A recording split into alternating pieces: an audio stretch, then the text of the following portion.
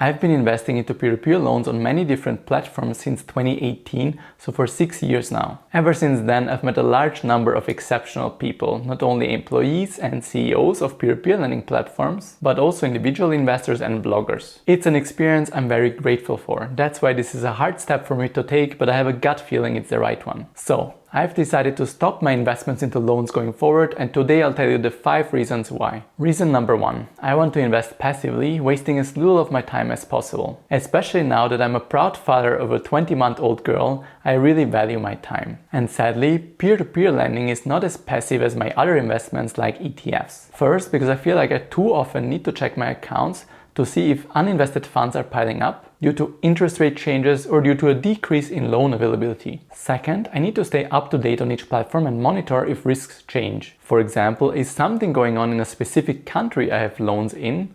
Are the lending companies in a solid financial situation, and are there any changes on a platform level? And third, I find it difficult to easily scale my investments in the sector. With a broad-based low-cost ETF covering the global stock market, I simply place an order for whichever amount I want to invest each month, and my money is instantly invested over thousands of the most productive companies all over the world, ensuring I collect the market returns over time, which have averaged around 8.9% per year over the past 40 years. And even though the returns my wife and I achieved so far since starting with ETFs in 2017 have been even higher, with an average of 10.88% per year through plenty of ups and downs on a monthly basis, I like keeping my long-term return expectations a bit more conservative at around 7% per year. By the way, you can find the one ETF my wife and I buy on a monthly basis, as well as what I consider to be the best low-cost brokers in Europe, down below in the description, which is a great way to support me if you'd like to. And don't forget to subscribe if you haven't yet. Now, while we're easily able to invest whichever amount we want into the stock market this way,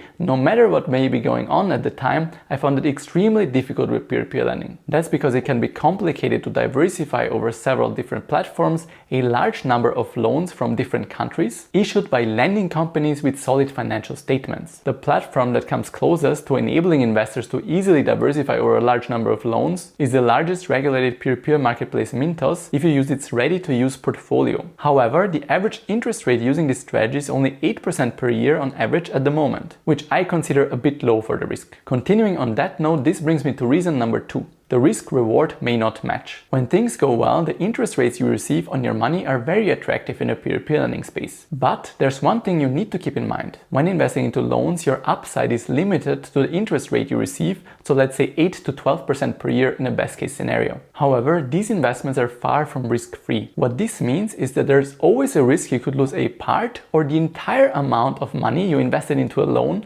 especially if it's uncollateralized. Sadly, that's not everything. There's another risk you should be aware of. Reason number 3, platform risk. Many highly popular peer-to-peer lending platforms in Europe like Escadit, Peerberry and Robocash are unregulated. And while investors on these have been treated very well over the past few years with timely repayments and close to zero issues, there's no guarantee that's always going to be the case. That's because they come with another risk that has nothing to do with the loans themselves. Platform risk. Since these are unregulated, there's no legal requirement to keep your assets, so both the cash in your account and your investments in loans segregated from the company itself, which means that your money could be exposed to another risk if the platform's company were to go bankrupt, or if it simply gets sold to another company that doesn't care as much about keeping its investors happy. And even if an unregulated platform claims to keep investor funds segregated from its own, there's no way of knowing for sure, since there's no regulator confirming that's really the case. The next reason why I'm done with peer-to-peer lending has nothing to do with risk or inconvenience, but the simple fact that peer-to-peer lending is tax inefficient compared to other investments like passive ETFs. This is because your entire return is made up of interest payments,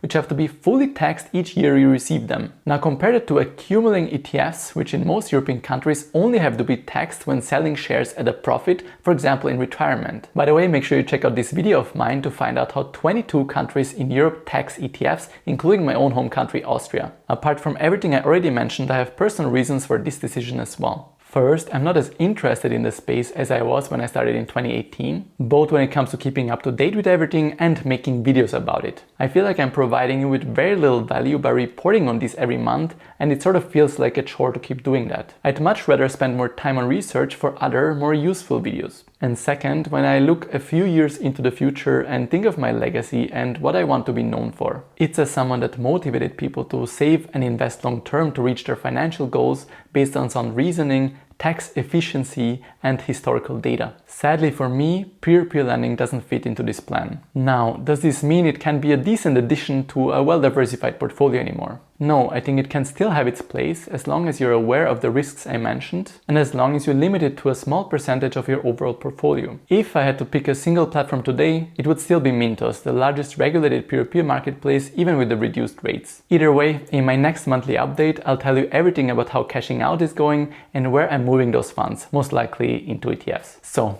what do you guys think of this step? Do you agree or are you disappointed I won't be reporting on this sector anymore? Please let me know in the comments below. Before I take off, don't forget to gently tap the like button and to subscribe if you haven't yet. If you'd like to get started with low-cost passive ETFs, I'll link a playlist with useful videos down below in the description. And please keep in mind that none of what I talked about today was of course meant as investment advice. I'm just sharing my personal opinion based on my own experience as an investor. Thank you guys so much for watching, have a wonderful day, and until next time.